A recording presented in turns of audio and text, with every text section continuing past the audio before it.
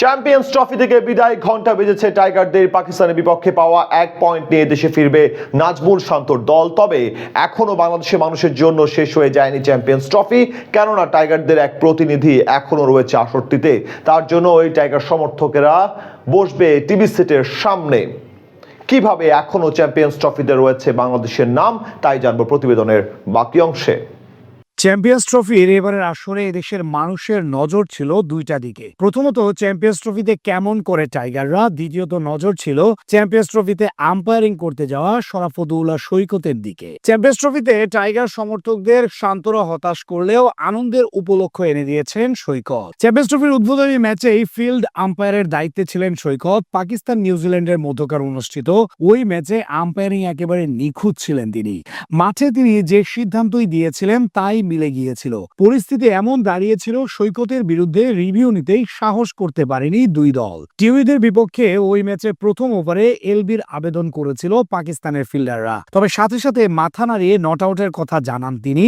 সৈকতের এমন সিদ্ধান্তের পর রিভিউ নেওয়ার সাহস করেনি পাক অধিনায়ক মোহাম্মদ রিজওয়ান। পরে টিভি রিপ্লেতে দেখা যায় সৈকতের দেওয়ার সিদ্ধান্তটি একেবারে নিখুঁত ছিল।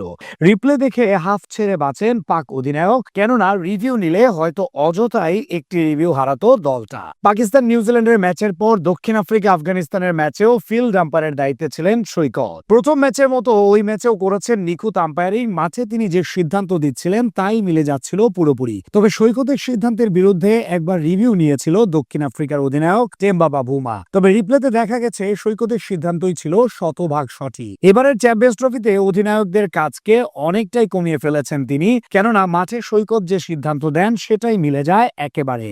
তার সিদ্ধান্তের পর আর নতুন করে ভাবতে হয় না অধিনায়কদের, কেননা তারা নিশ্চিত থাকেন মাঠে বাংলাদেশি আম্পায়ারের সিদ্ধান্তই শতভাগ সঠিক। একদিকে সৈকত দেশকে ভাসাচ্ছেন আনন্দে, বিপরীতে শান্তরা উপহার দিচ্ছেন লজ্জা।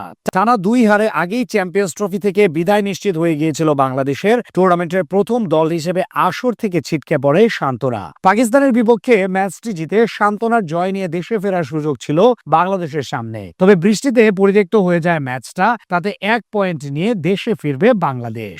বাংলাদেশ দল দেশে ফিরে আসলেও এখনই টুর্নামেন্ট শেষ হচ্ছে না বাংলাদেশের জন্য, কেননা বাংলাদেশি প্রতিনিধি হিসেবে চ্যাম্পিয়ন্স ট্রফিতে থাকছেন আম্পায়ার শরাফুদ্দৌলা ইবনে সৈকত। আগামী 1 মার্চ ইংল্যান্ড দক্ষিণ আফ্রিকা ম্যাচে টিভি আম্পায়ারের দায়িত্বে থাকবেন তিনি। গ্রুপ পর্বের শেষে সেমিফাইনাল কিংবা ফাইনালেও সৈকতের সামনে সুযোগ রয়েছে আম্পায়ারিং এর দায়িত্ব পালন করার, কেননা পুরো টুর্নামেন্টে যেভাবে তিনি সঠিক সিদ্ধান্ত দিয়েছেন তাতে করে নকআউট পর্বের ম্যাচগুলোতে তার উপর আস্থা রাখবে আইসিসি। গ্রুপ পর্বের ম্যাচ শেষেই সেমিফাইনাল ও ফাইনালের আম্পায়ারদের নাম ঘোষণা করবে আইসিসি।